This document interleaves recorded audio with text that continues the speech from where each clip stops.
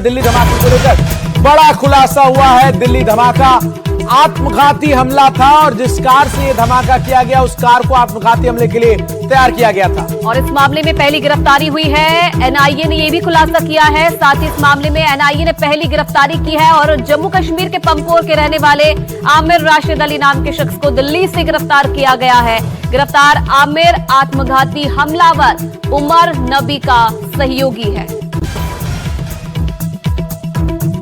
अकील हमारे सहयोगी अधिक जानकारी के साथ इस खबर पर हमारे साथ जुड़ चुके हैं। अकील, जिस बात का शक पहले दिन से था, जिस तरीके से ये पूरी घटना हुई कि ये आत्मघाती हमला और अब एनआईए की जांच में उसकी पुष्टि होती नजर आ रही है, क्या कुछ अपडेट्स हैं और इस पर?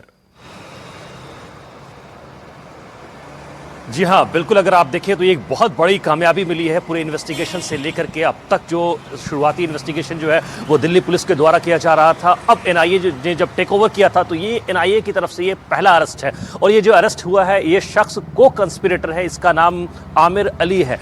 और ये शख्स जो है लगातार जो इसके अंदर मेन अक्यूज्ड है, जो टेररिस्ट है उमर नबी, उसके साथ लगातार रहा था। और इसकी ही कार थी, इसके नाम से रजिस्टर्ड ये कार थी i20, जिसका इस्तेमाल उमर नबी ने उस ब्लास्ट के दौरान किया। तो एक बहुत बड़ा क्लू मिला है। लगातार जो है सवाल जवाब का सिलसिला एनआईए के इन्वेस्टिगेटर्स के द्वारा जो है इस केस के अंदर अभी जारी है। तो उसमें जो और कड़ियां हैं और शाख है, उससे लगातार एनआईए खोज करने की कोशिश कर रही है कि इसमें और कौन कौन लोग थे जिनका इस्तेमाल किया गया, कौन कौन लोग थे जिनका इसके अंदर स्पेसिफिक रोल क्या क्या था। अगर आप देखें तो इस केस के अंदर डॉक्टर मुजम्मिल का भी अरेस्ट हो चुका है, इसके अलावा डॉक्टर शाहीन भी अरेस्ट हो चुकी हैं। तो उमर के जो टेररिस्ट उमर था उसके आसपास के ये लोग करीबी लोग माने जाते हैं ये तीनों। तो सवाल जो है लगातार इन तीनों से किए जा रहे हैं। अगर आप देखें तो इस केस के अंदर एनआईए ने अब तक 73 लोगों से जो है सवाल किए हैं। दिल्ली में कहां से इसकी गिरफ्तारी हुई है और ब्लास्ट के दिन ये कहां था और कहां इतने दिनों तक ये छिपा हुआ था, इसके बारे में अब तक कोई जानकारी मिली है?